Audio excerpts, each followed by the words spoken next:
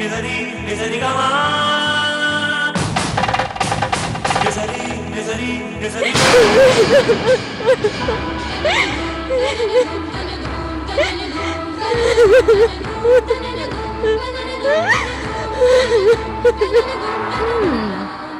నాళ్లకు నా మొగుడు మంచి నిర్ణయమే తీసుకున్నాడు.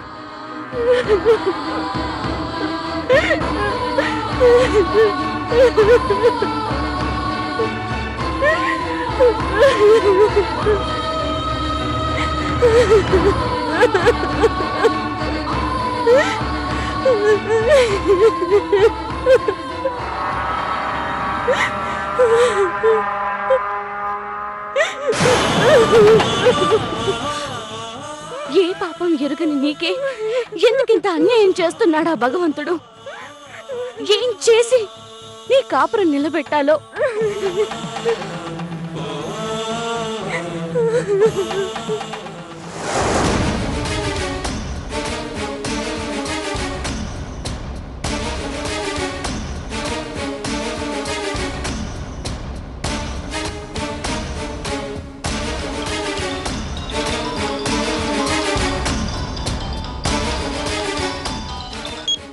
హలో, ఎవరు?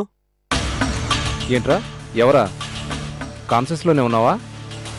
నేను రా, డాక్టర్ కిరణ్ని. ఓ, చెప్పరా. చిచి, నువ్వు నా ఫ్రెండ్వే కాదురా. లేకపోతే నేను ఫోన్ చేసి పేరు చెప్పుకునే దుస్థితి ఏంట్రా బాబు? ఏంట్రా, ఏమైంది నీకు? ముందు నీకేమైందో చెప్పు. వారం రోజుల నుంచి ఫోను లేదు, మెసేజీ లేదు. మనిషివాట్రా నువ్వు? పైగా నేను ఫోన్ చేస్తే ఎవరైనా అడుగుతున్నావు. నా బాధల్లో నేను ఉన్నానురా. ఏం నీ గోలా? రాజా, ఏంట్రా, ఏమైంది నీకు? ఏదోలే, వదిలే.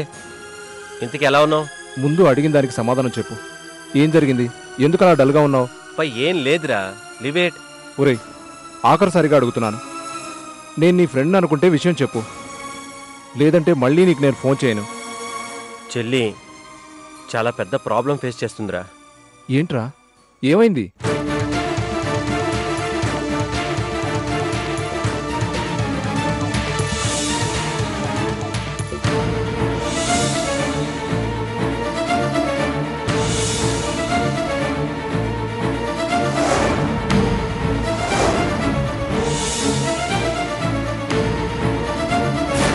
అదిరా, అలా జరిగింది.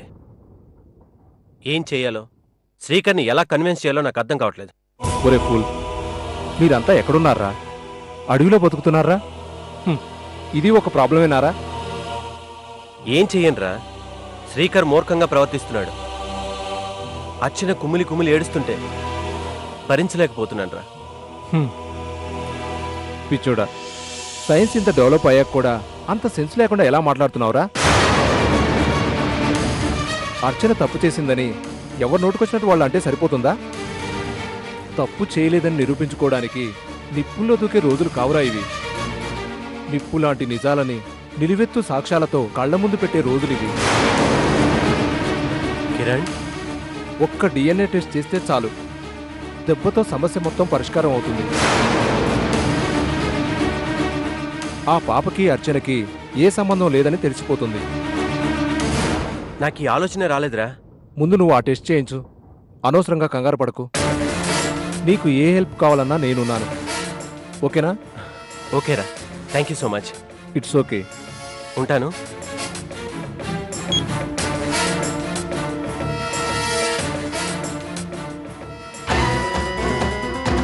అర్చనా, అర్చనా.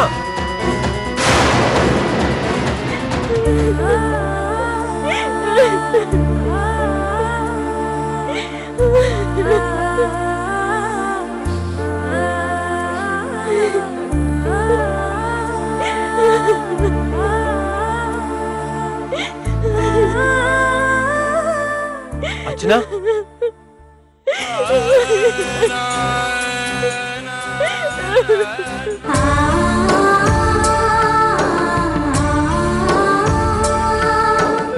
ఈ పాపతో నీకు ఏ సంబంధం అంటకట్టారో అది అబద్ధం అని నిరూపించడానికి డిఎన్ఏ టెస్ట్ చేయించాలి.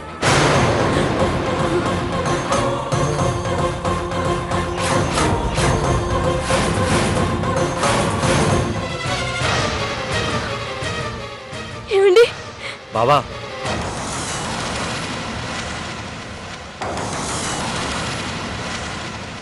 ఏంటిది?